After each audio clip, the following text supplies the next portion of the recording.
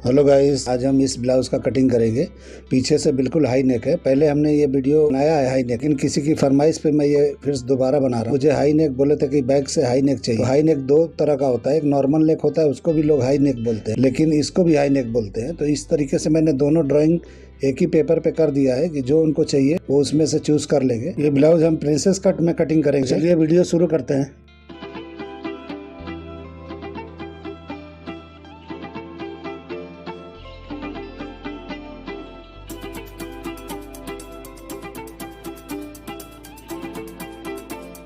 एक पेपर ले लेंगे और उसके बाद में हम यहाँ पे नीचे मार्किंग करेंगे आज, क्योंकि ऊपर नहीं करेंगे। ऊपर हमको ज़्यादा रखना है क्योंकि वो हाई नेक है, तो थोड़ा ऊपर की तरफ बढ़ा के फैब्रिक कपड़ा रखना है, मतलब कपड़ा हो या पेपर हो।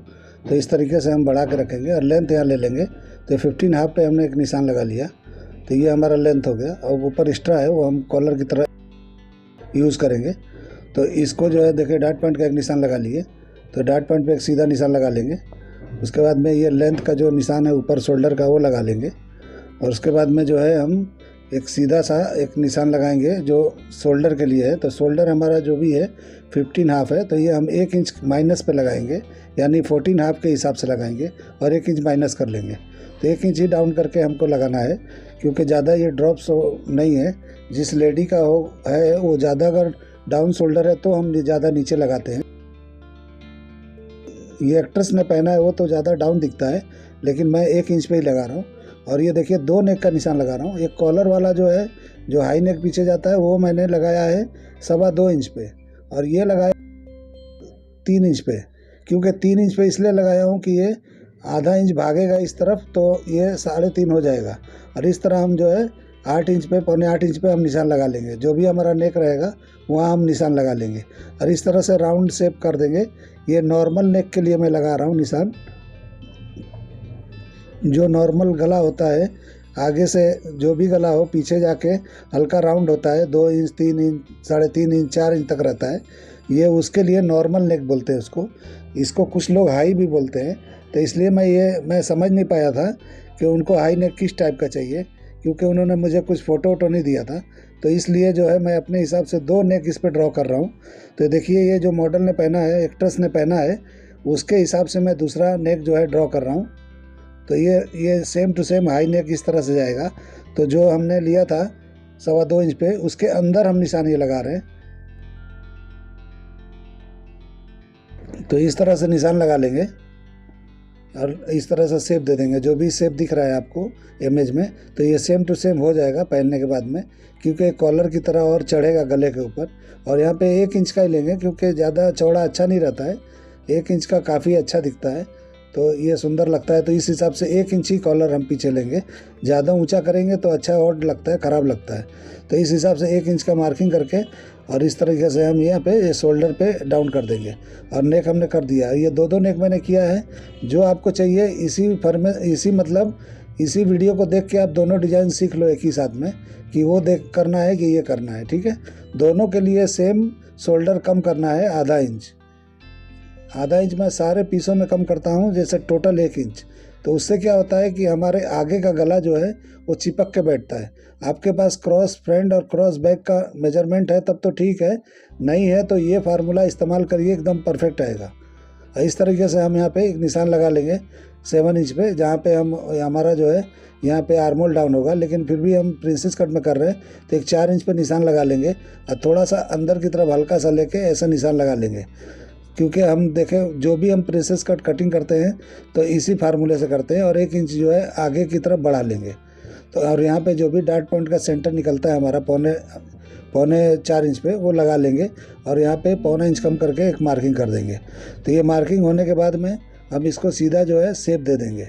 तो शेप देने से क्या होगा कि एकदम से प्रिंसेस कट का बढ़िया शेप देना है, आड़ा टेढ़ा नहीं देना है। यहाँ मेजरमेंट की कोई ज़रूरत नहीं है कि कितने पे क्या होना चाहिए, इस पर कोई वो नहीं रखता है। सिर्फ डॉट पॉइंट पे सेंटर पे रखेंगे तो एकदम से बेहतरीन पैड लगाने के बाद में चिपक के बैठता है। तो डॉट पॉइंट को आपको ध्यान रखना है, बाकी ऊपर का नीचे का इधर उधर होगा, चलता है, कोई प्रॉब्लम नहीं होता है। वो शेप अच्छा आना चाहिए, बाकी उसमें कुछ फार्मूला नहीं होता है कि ऊपर ही चाहिए नीचे ही चाहिए। आपके ऊपर है, जहाँ अच्छा दिखता है उस हिसाब से करना है। ये अपर चेस्ट का मैंने जो नाप था वहाँ से लेके और आधा इंच बढ़ा लिया है। वो आधा इंच डार्ट के लिए मैं लेता हूँ, तो आधा इंच ऐसा बढ़ा लेंगे और यहाँ से जो 1 इंच बढ़ा के हमने मार्किंग किया था वहाँ से ला के शेप मिला देंगे। आर्मोल हम चेक करेंगे तो ये देखिए कम आ रहा है, 8.5 इंच आना चाहिए, तो ये 8 इंच आ रहा है। तो आधा इंच के लिए हम थोड़ा सा माइनस करेंगे तो ये आ जाएगा। तो थोड़ा सा हम नीचे की तरफ डाउन कर लिए। अब डाउन करने के बाद में ये हमारा परफेक्ट हो गया है। अब ये अभी आर्मोल एकदम जितना चाहिए उतना आ जाएगा। अब ये क्या करना है कि यहाँ पे जो हम यहाँ पे लिए हैं 3 इंच का, अब यहाँ पे हम डाट देंगे। तो यहाँ पे 3 इंच का डाट देंगे तो ये बराबर बैठेगा, क्योंकि 3 इंच का यहाँ हो जाएगा और ऊपर 1 इंच हमने लिया है तो वहाँ हो जाएगा। तो लेकिन जहाँ पे 1 इंच मैंने लिया 1 इंच नहीं बैठता है, थोड़ा नीचे आके कम हो जाता है। तो उस हिसाब से ये परफेक्ट बैठता है। आप ऐसा कटिंग करके और ट्राई करके देखो, एकदम परफेक्ट बैठता है ये। तो इस तरीके से मैं हमेशा कटिंग करता हूँ, मुझे सब आइडिया है, तो इसलिए मैं एकदम उससे बता रहा हूँ, दावे के साथ बता रहा हूँ कि एकदम परफेक्ट बैठेगा। तो इस तरीके से आप भी कर लो। ये थोड़ा सा डाउन करके ऊपर की तरफ चले जाना है। बाद में अभी इसको हम छाटेंगे कैसे करना है, लेकिन ये आइडिया के लिए थोड़ा सा उठा के हम कर देंगे। और वेस्ट का मेजरमेंट करेंगे तो 32 है, तो 8 इंच पर एक निशान लगा लेंगे। अब इस तरह निशान लगा के ये दोनों निशानों को मैच कर देंगे। तो ये हमारा साइड हो गया। तो इस साइड इस तरह से निकल जाता है। ये साइड एकदम परफेक्ट बैठता है, एकदम राउंड बैठता है। इस तरीके से आप करेंगे तो एकदम परफेक्ट बैठने वाला है। अभी देखिए एक्स्ट्रा हमारा साइड जो होगा उसको हम किस तरह से कम कर लेंगे, और जितना भी कम करना है तो एकदम से ब्लाउज बैठेगा। आर्मोल पे ज़रा भी आर्मोल अगर आप छोटा रख देंगे ऊपर से, तो ये आर्मोल जो है वहाँ पे शोल्डर पे जाके रिंकल मारेगा और शोल्डर गिरने का चांस होता है, कॉलर भी नहीं बैठेगा। तो वो बराबर ध्यान देना है। कॉलर में इस ब्लाउज में आप ज़रा भी 19-20 करेंगे तो कॉलर पीछे से आपका बैठेगा नहीं, वहाँ रिंकल मारेगा, कुछ ना कुछ प्रॉब्लम होगा ही होगा। तो इसको बराबर ध्यान दे के कटिंग करना है आपको। तो इसलिए जो है मैं बता रहा हूँ, अच्छी तरह का समझ लो कि कैसा है। तो दो नेक मैंने किया, एक राउंड नेक और एक हाई नेक। तो इस तरीके से करके मैं हाई नेक का कटिंग कर लेता हूँ, राउंड नेक का मार्किंग वहीं छोड़ देता हूँ आपके लिए, कि आपको अगर करना है तो इस तरीके से राउंड नेक का कर सकते हो। तो थोड़ा शोल्डर ऊपर नीचे आया है तो देखिए वहाँ पे ध्यान देके आपको ऊपर नीचे हल्का सा कर लेना है। अगर नहीं भी करेंगे तो कोई इतना मसला नहीं आएगा राउंड नेक वाले में, क्योंकि वो इतना इशू नहीं आता है उसमें, क्योंकि वो गला ओपन होता है पीछे से 3-4 इंच का, तो प्रॉब्लम नहीं होता है। लेकिन हाई नेक में बंद होता है, तो बंद में ज़रा भी अगर हुआ कुछ भी तो क्या होता है कि अगर ज़बरदस्ती खींच के पीछे हुक बंद करेंगे तो वो पूरा आगे का नेक पीछे की तरफ भाग के जाएगा, वो बैठेगा नहीं। तो वो आपको बराबर ध्यान देना है कि कितना हमको रखना है।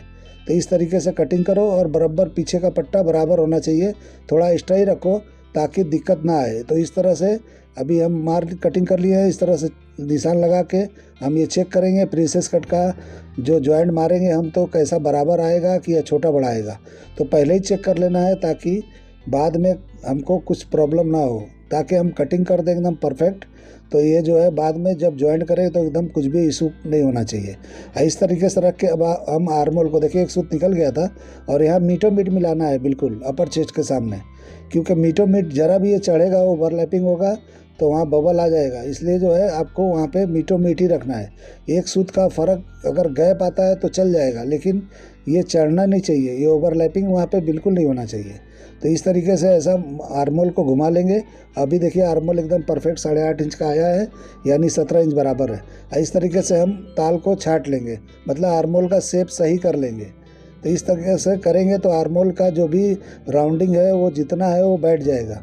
अगर हम पहले करते तो ज़रूर वो बराबर नहीं होता, 19-20 ज़रूर आता। अभी देखिए किस तरह का दिख रहा है आपको, एकदम परफेक्ट दिख रहा है। इसके अलावा अगर किसी का जो क्रॉस फ्रेंड है अगर कम है तो और आप भी ताल और भी निकाल सकते हो। तो क्रॉस फ्रेंड का बहुत खेल होता है इसमें।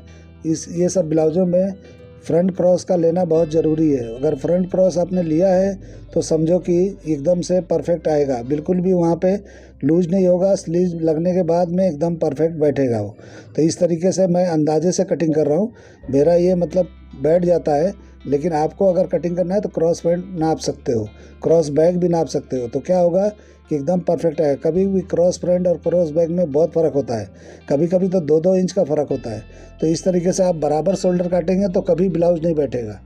तो जो यंग लड़कियां होती हैं उनका जो है नॉर्मल 19-20 का फ़र्क होता है क्रॉस फ्रंट और क्रॉस बैक में।